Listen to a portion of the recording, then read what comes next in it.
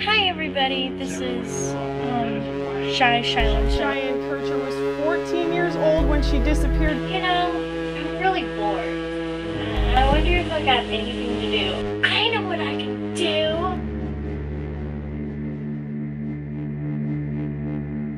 October 2011. Flyers are placed around the small town of East Dubuque, Illinois, asking residents for their help in finding a missing 14-year-old girl named Cheyenne Kircher.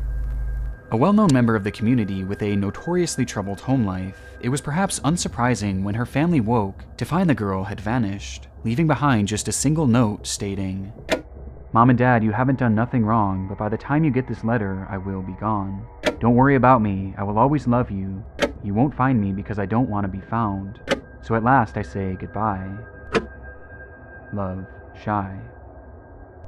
The handwriting was hers, and most importantly, forensic analysts determined that it was not written under any sort of duress, leaving Cheyenne's case rather clean-cut. She was a runaway, and had left, at least partially, of her own volition.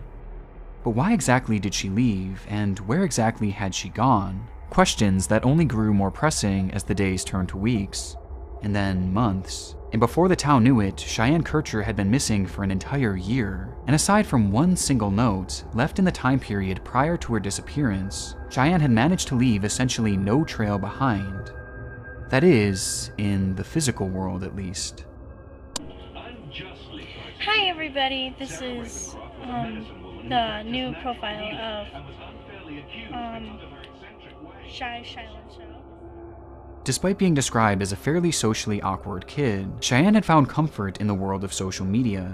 She frequently posted to her Facebook page and her multiple YouTube channels, which even today sit practically unheard of, with her very first channel hosting just 4 subscribers. But by discovering these accounts, investigators in turn were able to catch a glimpse into what life was like for Cheyenne in the years and months leading to her disappearance, with this trail eventually guiding them to one video in particular. A video that exposed a grim secret within the case that stood before them. Whether they knew it or not, when they first found these YouTube channels, they had simultaneously stumbled across the smoking gun and Cheyenne Kircher's disappearance, and inadvertently, one of the darkest channels across all of YouTube. Dad, look around. I don't want you getting caught in the camera. Cheyenne was 14 when she disappeared in October 2011. Where this horrifying I want to accident let happened you know around that 3:30. I came to a realization of something. I ran over there. I'm bleeding profusely here at the moment. Okay. I don't know what happened. Before we get too far into this, I want to thank today's sponsor, PDS Debt, for helping to make this content financially viable, and ironically, for helping to keep me out of debt. With the holiday season now over, those holiday bills have likely already hit, leaving many of us starting this new year off with even more debt than before. But here's a chance to start digging out, as my friends over at PDS Debt can help you make a plan to finally be debt-free. For those of you who are dealing with debt and actively making payments, yet your balance never seems to go down, then PDS is definitely a great option for you. They provide services that can consolidate your debts into one low monthly payment, not only streamlining things for you, but actually making your payments effective in tackling what must feel like an insurmountable amount of debt. And the best part is, everyone with $10,000 or more in eligible debt qualifies automatically, and there's no minimum credit score required. Debt is something that is very easy to fall into and very hard to get out of, which is why it's great to have a professional service to help you navigate your way out, especially one like PDS who will help get you out of debt as quickly as possible, thus saving you even more in interest and fees. And right now, PDS is offering free debt analysis, which only takes 30 seconds. So if you're interested, head over to pdsdebt.com/Crowley to get your free debt assessment today. Hi everybody, I'm back and I'm ready for action. To some, it came as little surprise that Cheyenne would want to leave the house where she had grown up. Cheyenne had lived there with her 3 siblings and her mother, Lori Lyons. And though she never met her biological father, Lori had remarried to a man named Terry Abbas, whom Cheyenne referred to as her dad. But making things a bit more confusing was the fact that Terry wasn't the only adult man that happened to be living with them, since Lori also had her boyfriend, Steve Staver, living with the family as well. This isn't inherently a major issue, but it was something that was criticized by locals who knew of their domestic situation, and likely by Cheyenne's classmates as well. But on the topic of said living arrangements, this was far from the most glaring red flag, with that coming in the form of the house itself. When investigators visited the home to interview Cheyenne's family, they were greeted with what one described as the worst smells he had ever experienced. All throughout the house were heaps of trash, dirty laundry, filth, and that unbearable stench. The living conditions were horrendous. Between this, the strange household dynamic, and that note left behind, this seemed to be as straightforward as a runaway case could get. Though it wasn't quite that simple.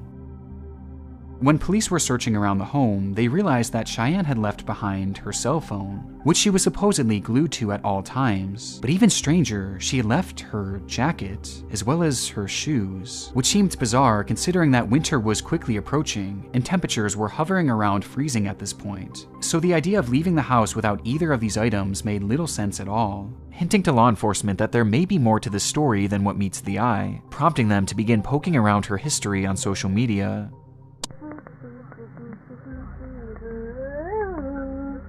Welcome to that South What? Okay, sorry. I don't know, I'm fucking Zilla. Starting almost exactly a year before she vanished, Cheyenne began posting goofy, nonsensical videos to her very first YouTube channel, Cheyenne 2010. That's it. Oh, the camera fell on my face.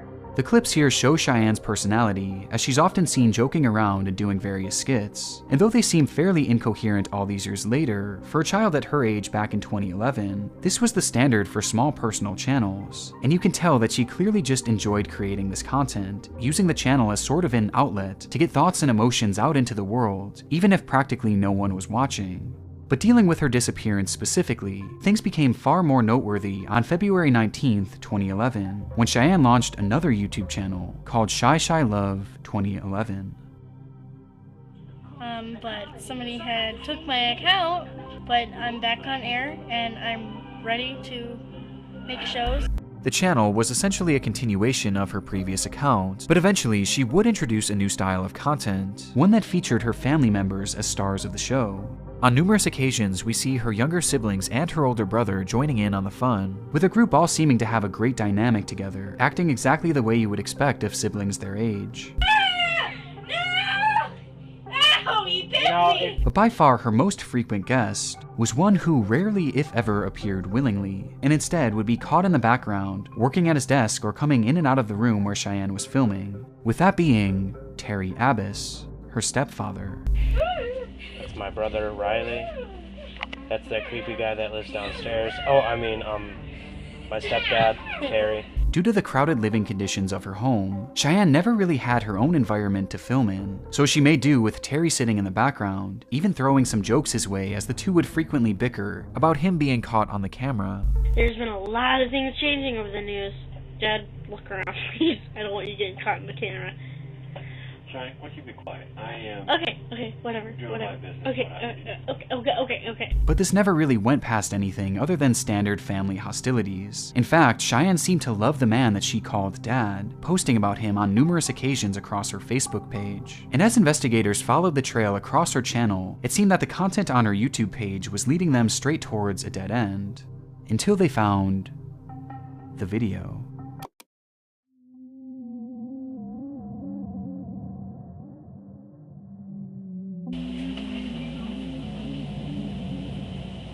You know, I'm really bored. I wonder if I got anything to do. A livestream was posted to Cheyenne's channel that spanned just 3 minutes and 35 seconds, with a clip beginning exactly how you'd expect from Cheyenne, before her video is interrupted. I know what I can do!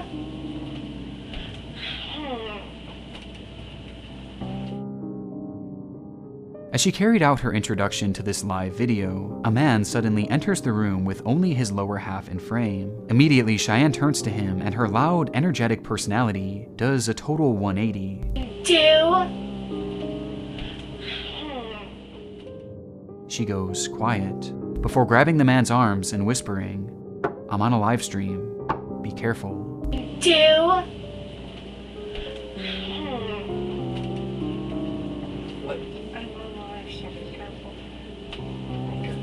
The man acknowledges this with a simple okay, but then proceeds to grab her by what appears to be the neck. This causes Cheyenne to yell stop before falling onto the bed and snapping back into her comedic personality. Stop! Did I say you were in this? No, you weren't. The man then approaches again and begins slap fighting with her, now switching his personality as well, as he starts playing into the joke, very obviously performing for the camera. See how abusive? No, he's not abusive. No, stop! Yes, I am. I'll pull her out. No! Alright. See what I have to go through every day? The man then leaves after exchanging a few more words, and Cheyenne continues the video as usual. Man, I don't know what you were going to do today. Can any of my viewers tell me what should I do? This would be the last video Cheyenne Kircher would ever upload to YouTube, and months later, she would vanish, never to be seen again. The video insinuates so much: the closeness of the man, the secrecy of it, the way he approached her, and the sudden change in energy from Cheyenne. It all spoke so loudly as to what was happening here, and what had been happening to Cheyenne at the hands of her own stepfather, Terry Abbas. As you will see, I did. Dad, look around, please. I don't want you getting caught in the camera. That's that creepy guy that lives downstairs. Oh, I mean, my stepdad, Terry. Cheyenne's home life truly was troubled, even more so than detectives could have ever imagined, as they began uncovering stories where Terry had supposedly been spying on Cheyenne in the bathroom, with these accounts eventually growing more and more heinous as it was eventually alleged that Terry had begun, with this moment captured on Cheyenne's livestream likely being the attempted start of another attack. Only this time, Cheyenne was saved by the camera, if only for a moment. So with this, investigators called Terry in to speak with him as to what really led to Cheyenne going missing, already knowing at this point that he had likely been for years now. And as Terry sat down for his interrogation, it would not take long for the truth to reveal itself. Well, you got your man. Hey, you got Terry Abbas. Cheyenne is not with us. She's gone. Before I knew it, I was standing over her body. Last thing I remember, my hand was over her neck for some reason. Just over her neck and doing what? Squeezing, I guess. As Cheyenne began to grow older, Terry knew that the things he had been doing to her were at a greater risk than ever of being exposed to the world, and Terry didn't trust her to keep that secret, so he had to take care of things himself. One night, he would go into the woods behind the family's home and begin digging, carving out a large hole multiple feet below the surface, the perfect size for a body. The next morning, he would then lure Cheyenne outside of the house under the guise of playing a game, and once they were sufficiently away from the home and covered by thick brush, he wrapped his hands around her neck and began to squeeze, ending her life right then and there before proceeding to bury her body in that pre-dug grave. But if this was the case, then how do you explain the note? Well, to show just how premeditated this all was, about a month before she had vanished, Cheyenne was told by Terry that they were going to pull a prank on her mother, one where she would pretend to run away, leaving behind only a note. But rather than going through with the prank, Terry decided to instead keep that note for a later date, thus giving him the perfect decoy to take any suspicion off him once he carried through with the murder. Terry Abbas was eventually sentenced to life in prison, where he will rot away for the rest of his days. The context of it all makes the videos across her channel that much more unsettling, with the worst being that final upload. But what's perhaps most disturbing is that this was just one brief moment in what was likely a constant stream of abuse. And it's absolutely heartbreaking to think of all that Cheyenne had to endure when the cameras weren't rolling. Okay? Bye.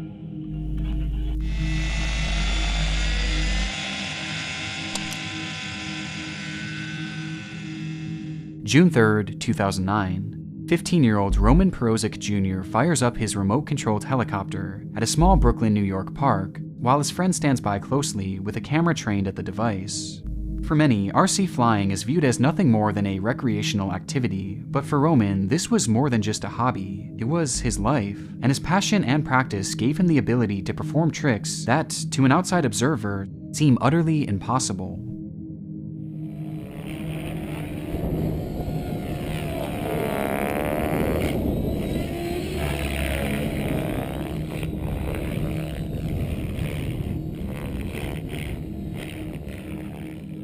When Roman's helicopter was in the air, it was as if gravity itself failed to exist, performing stunts that seemed to defy physics, turning the craft sideways, zigzagging it backwards, even upside down in a completely unnatural manner, before stopping it on a dime with expert precision. On YouTube, you can find traces of his work all over, with many videos being posted by various amazed observers, along with clips posted to his own 2 YouTube channels, with this initial upload being his first introduction to YouTube.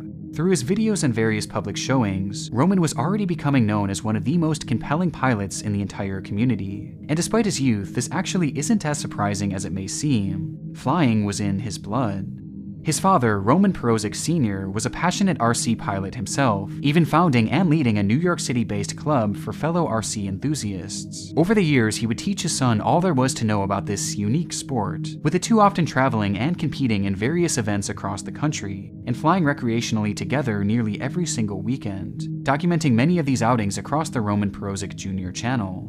But while it's easy to appreciate the talent involved with flying in such a manner, there was an element at play with these tricks that is easy to overlook, especially by simply watching the videos. With that being, the element of danger. Unlike most RC helicopters that you would expect to see in stores that are mainly geared towards children, the device that Roman was flying is much bigger, with the craft measuring in at nearly 3 feet long, featuring blades of a similar size that were made entirely out of carbon fiber. These devices were large and, most importantly, powerful, as it's estimated that this specific craft Roman was using could reach speeds of up to 60 miles per hour, while the blades themselves spun at speeds of over 250 miles per hour, rotating 4,000 times in just a single minute. This craft was not a toy, with pilots online likening it to a flying lawnmower. And with that context, it does make these videos a bit more nerve-wracking, as Roman can be seen flying dangerously close to himself and others on numerous occasions. But of all the various stunts he'd perform, there was one that was by far the most daring. For the trick, Roman would flip his helicopter upside down, managing to keep it in the air all the while, before shooting it upwards as high as it could go, and when it was just nearly out of sight, he would then cut the power, causing the craft to free fall to the ground below, only for Roman to fire it back up and catch the device right before it crash landed. Throughout his channel, I could only find a few examples of him performing that trick, likely due to its high level of danger not only for this expensive machine, but also for himself and the others around him. Though on the 6th of September 2003, Roman decided that it was time to give it another try. That day, Roman had been visiting the Calvert Vaux Park, his favorite flying spot in the entire city, where he would fire up his helicopter and begin his usual run of tricks. Beside him was his father and 4 close friends who looked on as Roman executed yet another flawless run, and riding that momentum, he was ready to tackle his toughest stunt. Only there was a slight problem. According to one of the young men watching on, something strange began happening with the device. There was something wrong with the helicopter. I've seen many of Roman's videos. I was looking at the helicopter as it took off and had noticed strange oscillations. There was an imbalance somewhere there. Something was off slightly. It was minute. Whatever was happening with Roman's craft seemed minor, so much so that Roman himself didn't even notice it, or he didn't think that it would cause any issues, as he decided to perform the final trick anyway. And so he flipped the helicopter upside down, raised it up to the bright sky above him, and took his thumb off the controller. The helicopter then fell limp in the sky as it began its rapid plunge below, with Roman, his friends, and his father all watching on as it grew closer and closer to them. Before, he slammed his finger back on the control stick and fired up the rotors to catch the craft. Only he did so just a second too late. Well, Christine, we are at Calvert Vaux Park, where this horrifying accident happened around 3:30 this afternoon. And it's where Roman Perozic and his friends came on a regular basis. But today, Perozic's flight, it took a horrible turn. Roman Perozic was out in this field on a picture-perfect Thursday, flying his model chopper when it came crashing down, the blades slashing his throat and killing him. The guy was firing the helicopter and went out of control and it decapitated him. Officials say Perozic was out here with 4 friends. They all witnessed the horrifying crash. It's not fully understood what exactly happened, if it truly was some sort of mechanical issue, the wind speed, or if it was simply mistimed by Roman. But despite the helicopter turning on and its blades nearly instantly reaching their full speed, the craft was not able to stop in time to avoid a crash landing. And although the weather was clear and sunny that day, a strong breeze had pushed the craft towards Roman as it fell, meaning that instead of crashing on the grass in front of him, the RC helicopter instead would crash directly into him. The blade first struck Roman's face, impacting with such a strong force that it nearly cut his head clean in half, before the blade would then strike his neck, partially decapitating him. All the while, his friends and father watched on in horror. Within a split second, Roman Perozic Jr. was dead, killed by the very sport he loved so dearly.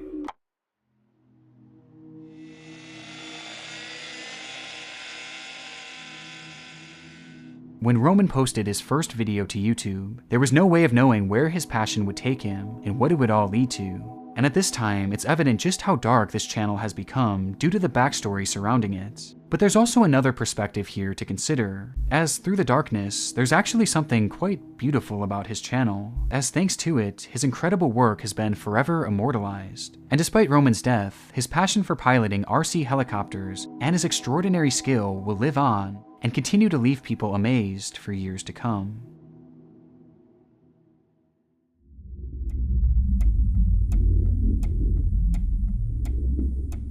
It started with a simple video. How's it going, guys? Today, I'm gonna be talking about fitness as a whole and the challenges it brings. Posted by Austin Hariff, an 18-year-old college student living in Juniper, Florida, Fitness Challenges and Overcome was the inaugural upload to his YouTube channel called A Frost.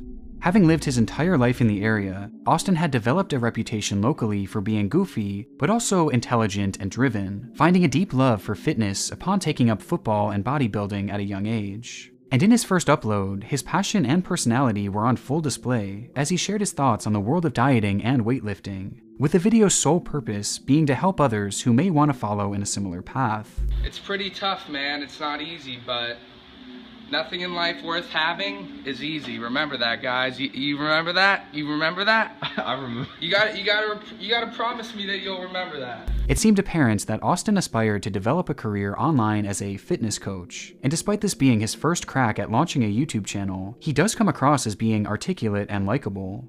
And aside from some general awkwardness due to the lack of polished editing, Austin appears entirely normal, a stark contrast to what was soon to come.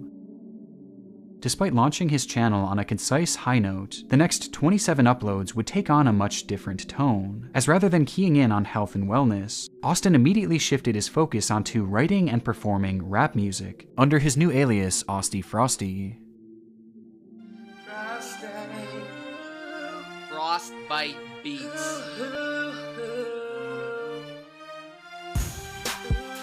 I roofie Bill Cosby. Cosby Show. Get him to show me his PEP.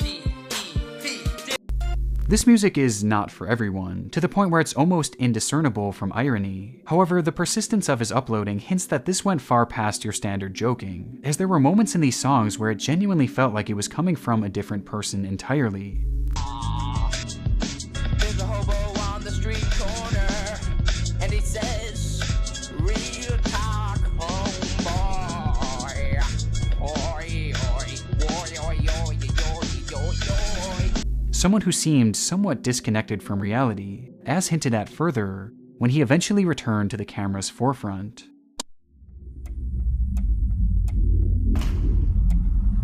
What's up, guys? Today I'm going to talk about the ketogenic diet.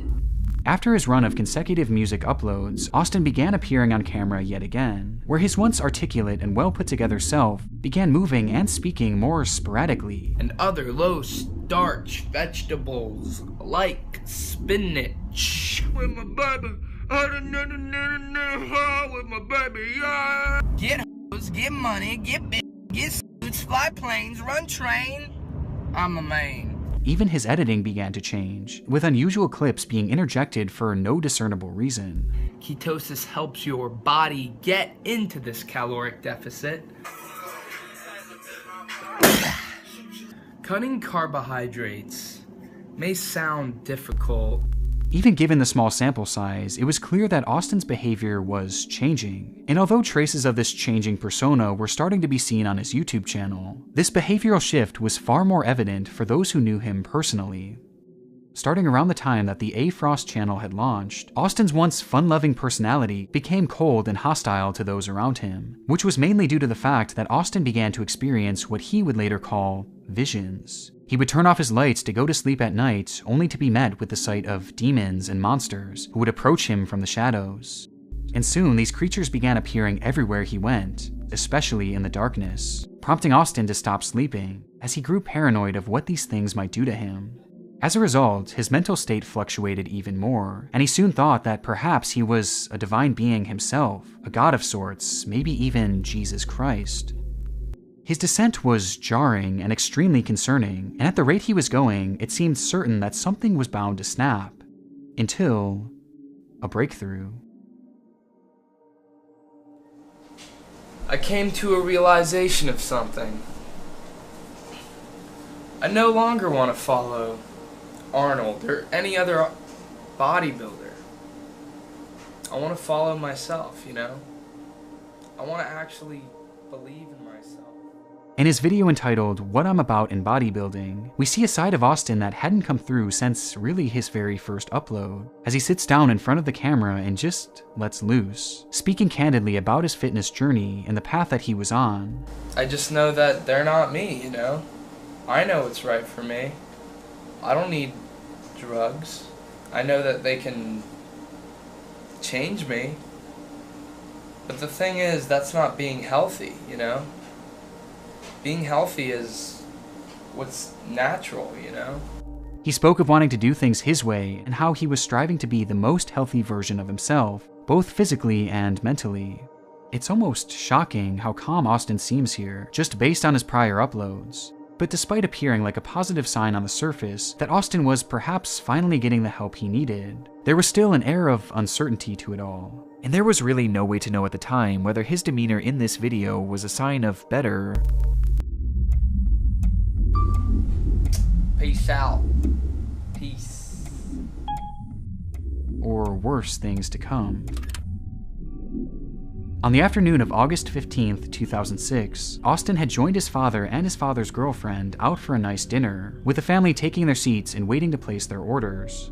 But Austin wanted no part of it, as he sat there silently, his mind stewing all the while, until he just couldn't take it anymore. For some reason, it was all just too much, and he stood up and left the establishment without saying more than a few words. Outside, he began to walk, then jog, and then run, sprinting in the direction of his mother's house, who lived nearby. He barged into the then empty home and felt the overwhelming urge to chug the nearest liquid he saw, but it wasn't alcohol or anything close. No, it was vegetable oil, as he guzzled down nearly a full bottle of it before leaving the home and heading back towards the restaurant, this time confronting his father, yelling and even attempting to hit him for no apparent reason whatsoever. Once more, he just couldn't take it, and he fled the restaurant again, as his mind felt as if it was crumbling with each passing second, until he got outside and was met by the sight of something utterly horrific. It looked like some sort of creature, standing there just staring at him. He screamed at the top of his lungs and began sprinting away into the dark night. He ran as fast as he could, desperately calling for help, desperately looking for help, until he saw a bright light in the distance. Salvation, he thought, as he sprinted towards it and then directly into the light.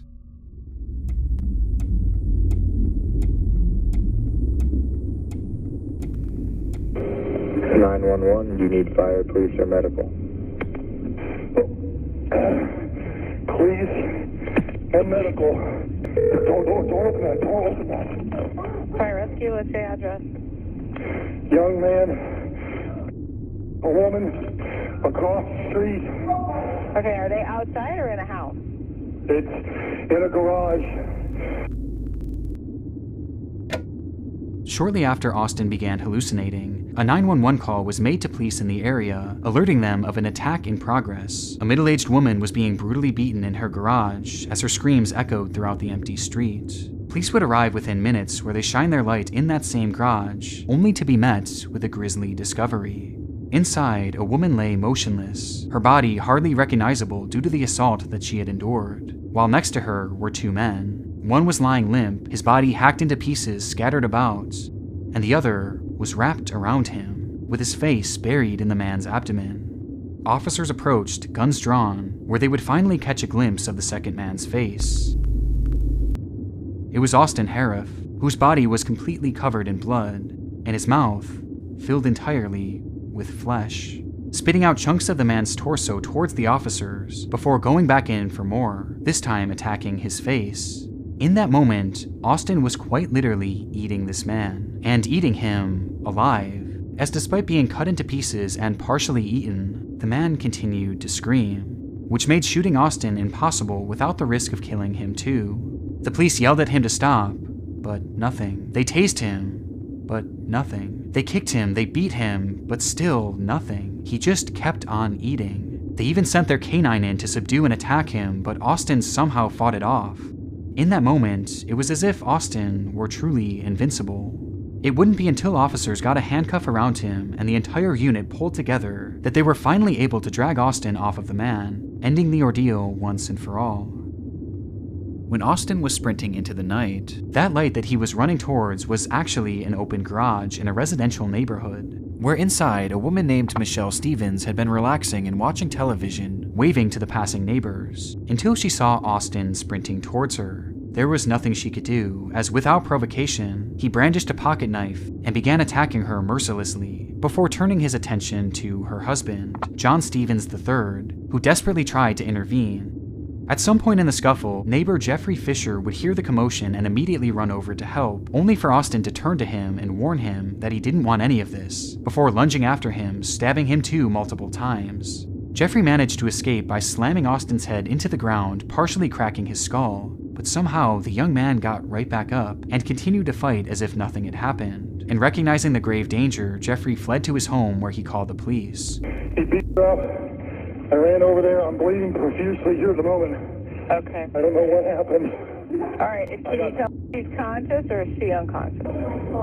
But my wife's looking at my back and it appears I got punctured. Just that. In the neck, in the head, three puncture wounds. Who would arrive soon after and eventually restrain Austin, but not before he had ended the lives of Michelle and John Stevens, both of whom were eventually pronounced dead on the scene. How's it going, guys?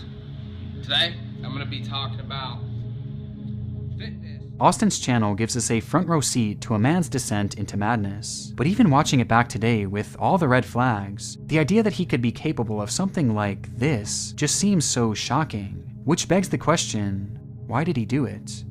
Well, the attack itself was entirely unprovoked. He had never even met the couple, and the couple had never even spoke to the man. And given what could only be described as his superhuman strength in that moment, many would assume that this was the case of drug use gone wrong, with it having shades of a similar case that happened not too far away. People behaving strangely and showing what appears to be superhuman strength.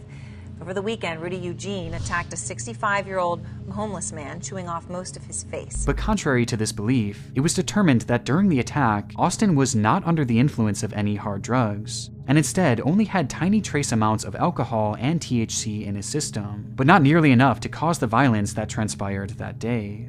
Rather, experts claim that this was the case of an acute psychotic episode, with court documents shedding more light on Austin's mental health during that moment, where he would account his visions of these creatures and all the other delusions he had been experiencing. And even though he was never given proper help for what was eventually determined to be his schizophrenia, his parents clearly recognized that he could be a danger to himself and to others, with his mother even calling the police after he had ran away from the restaurant that night. Police Department, Lunch Recorder, this is Chrissy. Yes, I don't know how to do this. My son, he's kind of taken off, and I'm concerned about his own safety. But the only problem was, it was just a bit too late. Due to the results of Austin's drug test, it was determined that he was not of sound mind when the crime was committed, and that he would not have been able to consciously control himself, leading to the court's decision that he would not serve any jail time, and rather he was placed in a mental health facility, where he'll remain until he's deemed safe to assimilate back into society.